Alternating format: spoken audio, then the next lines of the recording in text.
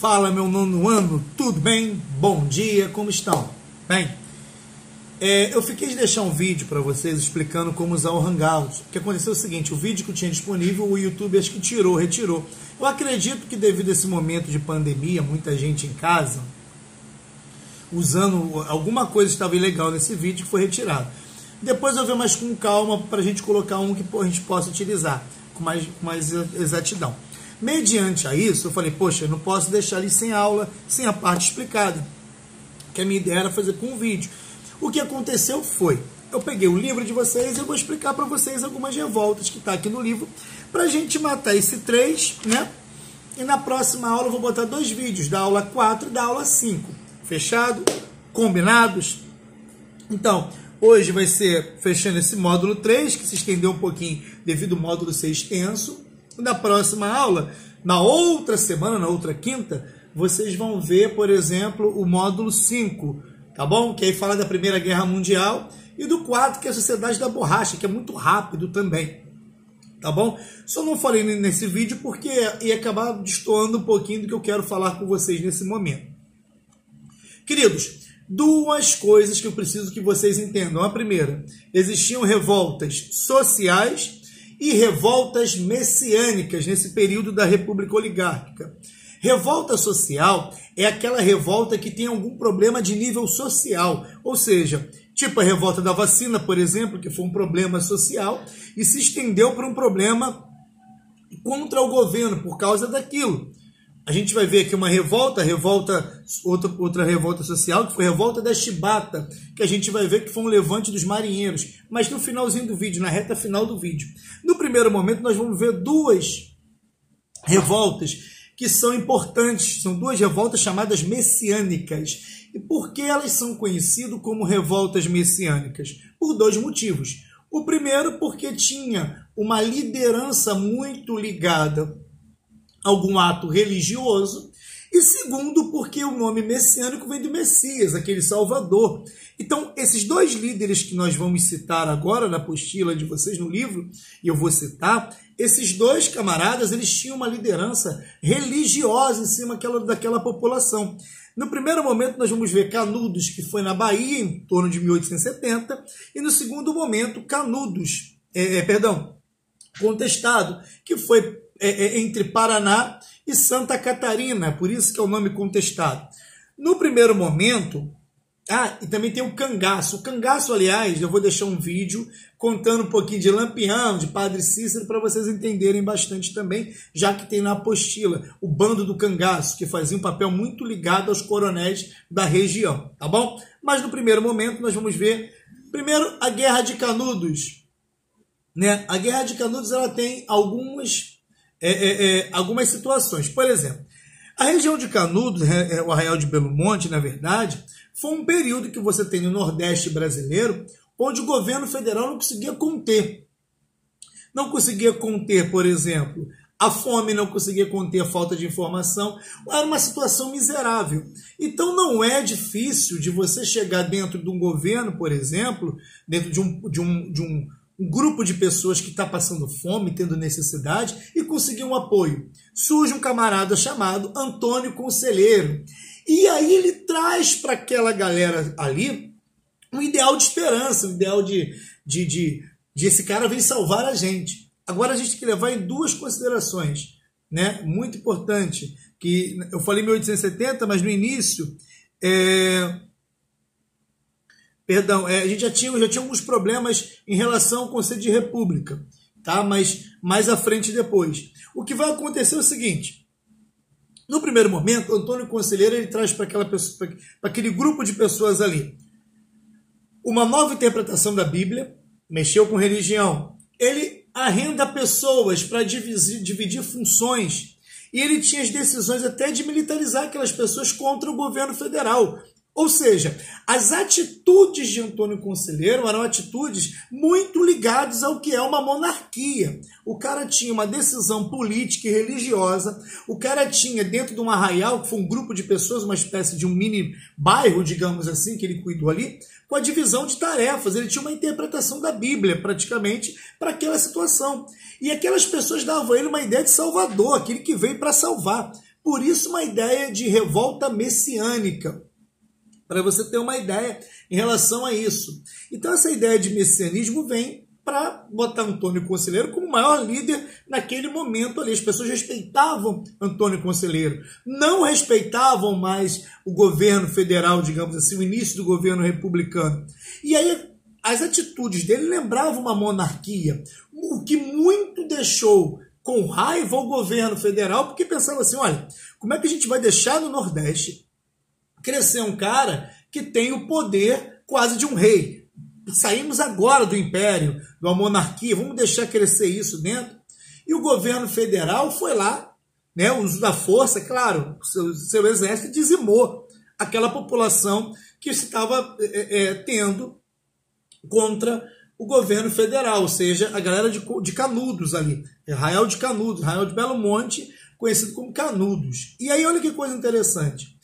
Por que aquilo chamou a atenção? Primeiro, a forma como se comportava, igual ao rei. Segundo ponto importante nisso, a forma como muitas pessoas ali, pobres, analfabetas, situações de miséria, deixaram de ouvir os coronéis. Então a mão de obra também ficava escassa dos fazendeiros, donos de terras, do dinheiro. Então mexiam na parte econômica, na parte política e na parte social. Então a primeira revolta que tem de destaque aí, inclusive, que a República levou mais ou menos quase 6 a 8 mil homens para acabar, para ter uma noção. Levou de 6 a 8 mil soldados para acabar com o Arraial de Canudos. Não era pouca coisa, não.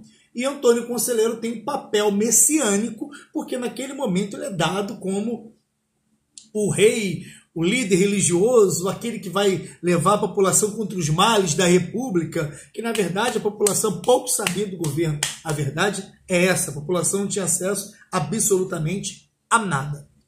Tá bom, meus amores? Essa é a parte de Canudos. A região de Contestado é uma região que, se você parar para pensar o mapa do Brasil hoje, Paraná e Santa Catarina é um dos poucos que fica quase a divisão política certinha, né? Divisão geográfica certinha, uma linha reta quase, de Paraná e Santa Catarina. Por que se fala um período de contestado? Porque as duas cidades brigavam por um pedaço de terra naquela fronteira. E ali viviam, só para vocês terem uma noção, alguns sertanejos e pequenos proprietários, que passou por um problema de expulsão daquela região. Como expulsão, Valvan? Foi criada ali uma empresa que vinha de fora, uma empresa estrangeira, ia construir naquela divisão ali uma linha férrea. Na verdade, o Brasil passava pelaquela ideia de avanço econômico, próspero, de progresso, que eu falei para vocês. Então, aquela galera daquela região, ela foi expulsa dali. Ela simplesmente pegou e foi expulsa dali. O que aconteceu? Elas foram expulsas daquela região que era contestada, e ali também foi uma revolta messiânica, porque tinha um monge conhecido como José Maria, e aí ele passava a mesma ideia de que Antônio Conselheiro foi lá em cima, né, para a galera da Bahia, nesse caso aqui, nesse momento do Paraná, ele ficou conhecido ali. Aquela galera que foi expulsa dali ganhou terras a 15 quilômetros dali para repor. Mas 15 quilômetros no meio do nada é um nada. E ali começou uma guerra. Após o fim da construção, que foram mandados embora, muitos que trabalhavam naquela construção e foram expulsos dali, uma guerra contra a República. E também foram dizimados, igualzinho na região de Canudos. Tanto Canudos e tantos contestados, né, foram expulsos da sua região. E é o que aconteceu. Eu quero que vocês entendam, é que chamam-se messiânicos, tá? Porque tinha uma ideia de Messias, tinha uma ideia extremamente ligado à ideia de Salvador, por isso messiânico. Fechado? Outro ponto também importante é uma outra revolta, conhecida em 1910 como a Revolta da Chibata. É a revolta social essa, porque é um problema social. Dentro da Marinha, na Marinha na Marinha Brasileira, existia muito preconceito com os negros. Até que eclodiu uma revolta dentro da Marinha. Essa revolta ficou conhecida como Revolta da Chibata. Só para você ter uma ideia, por que chibata? Chibata é uma espécie de chicotinha, aquelas, né, fininhas assim que as pessoas batem, né, na época era um castigo, dado a um ato de insubordinação na Marinha. Que ato de subordinação é esse, Valvan? Um ato de subordinação é quando alguém não respeita uma ordem hierárquica. Esse ato de subordinação pode ser uma chamada que não vem no horário, alguma coisa que não respeitou uma ordem. E essa ausência de ordem, essa briga, né, de não aceitar uma ordem ou algo ser feito, era muito comum algumas punições. Entre essas punições tinha duas, que eram as chamadas 25 chibatadas nas costas e ficar a pão e água. O que vai acontecer é o seguinte, um desses camaradas, né, um desses marinheiros a patente baixa, foi agredido. Ele era negro. Ao invés de ele receber 25 chibatadas, ele recebeu 250 chibatadas, ou seja, 10 vezes a mais. A população negra de baixa patente da Marinha, que já estava por aqui com problemas do tipo má alimentação, salário baixo, condições desumanas, fora o preconceito dentro dos navios, se revoltou. E sobre a liderança de um camarada chamado João Cândido, conhecido como Almirante Negro, essa patente baixa da Marinha se revolta contra o governo, toma 2 navios que estavam em posse deles e eles viram esses dois navios, né, para a população do Rio de Janeiro, para a cidade do Rio de Janeiro. Eles ameaçam bombardear a cidade do Rio de Janeiro. Só para você ter uma ideia, e é bom que vocês entendam, o presidente Hermes da Fonseca, que estava numa reunião próxima, soube do tumulto e tentou negociar com os revoltosos. Houve uma negociação, né, com a proibição, com promessas de fim de castigo físico, tudo aquilo que eles reclamavam. Mas na prática não foi bem assim. O final de João Cândido, só para ser uma noção, o Almirante Negro, tá? Só para vocês terem uma noção sobre isso, foi vendendo peixe no centro do Rio. Ele passou por hospital psiquiátrico, ele foi expulso da Marinha, ou seja, todo mundo foi punido de alguma forma. Muitos foram assassinados, né? Mortos, enfim. Não acabou muito bem para a patente baixa da Marinha. Então, essas são as 3 revoltas. Revolta de Canudos, revolta de Contestado, a revolta da Chibata.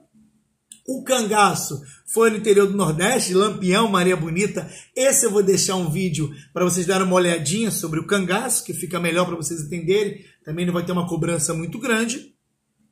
E também tem a Semana de Arte Moderna, que foi o período que teve no Brasil um rompimento com as artes mais da Europa, digamos assim, e um desenho mais brasileiro das artes. Essa também eu vou deixar um vídeo explicando a Semana de Arte Moderna e o cangaço para vocês. Tá bom, meus queridos? Tá aqui na apostila, tá na página 54, 55, aliás, 53, 54, 55, e vocês podem seguir com os exercícios desse módulo aqui. Tá bom, meus queridos? Eu devo deixar mais um material de apoio e vocês dão uma olhada. Morrendo de saudade de vocês e eu tô por aqui no horário da aula, tá bom? Beijos e até breve.